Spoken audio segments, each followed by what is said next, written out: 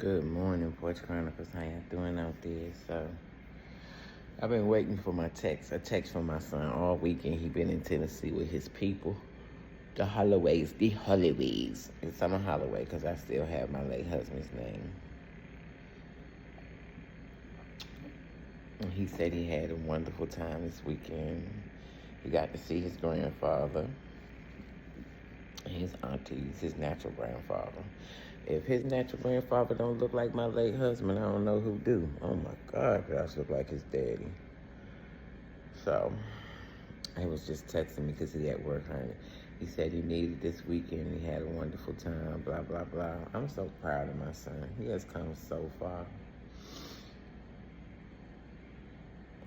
All I'm going to say is the things that he's been through, he has totally allowed healing to come into his life where he doesn't hold things. He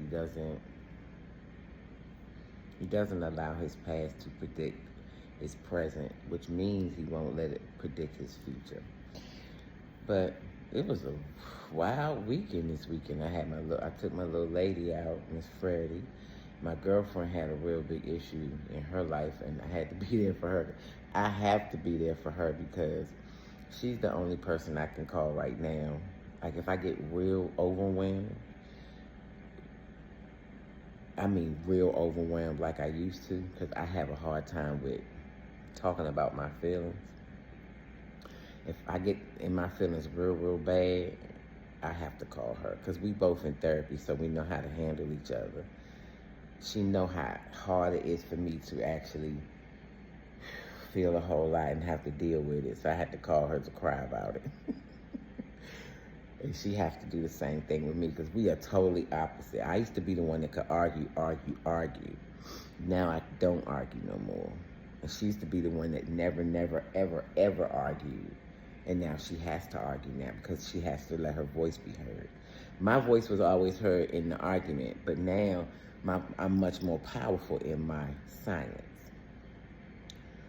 Her voice was always the silence that kept her calm, and now she has to let them know, hey, I ain't the one. So we gotta be there for each other because the therapy part is real. So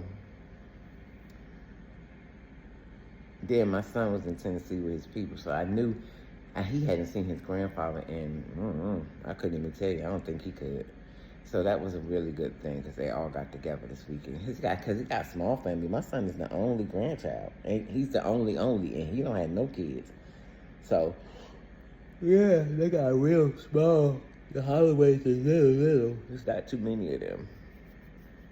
So, I just want to say this. I absolutely have a good time when I take my little lady out, but you have to be careful with older people because they different than us. They don't remember everything and they move a little slower. Now she's so fun. Oh my gosh, she is so fun. But I still have to be careful, and I got leg issues, so I watch what's going on and blah blah blah. But you know what I realized? Our parents really do be wanting to do more than they do. She just be wanting to get out the house. She be so happy. She was like a little kid in the candy store when we went to the movie theater because I was like, are you wanting popcorn? She was like, yeah, she wanted the popcorn, root beer. She was just sitting there and put her jacket on, honey, had her feet just twitched because she itty bitty. She that big. She had a ball though. But yeah, I take her out a couple of times a week because I get out the house and she was like, I'd like to go sometime. Because she was going to tell me when I told her I went to Baltimore Saturday night and I didn't stay. She was like, why you didn't come get me? I said, I couldn't even get it myself. I said, I had to go home because it wasn't a handicap interest and it wasn't in a good part of town. So I have to be really careful about that when I'm by myself and on a scooter. I'm not even playing them games. So she was like, I would have went. I said, girl, I already know if I call you, you'd be like, I'm ready to put some clothes on. She just be wanting to get out the house. Well, I love you, Porch Chronicles. Y'all have a good day.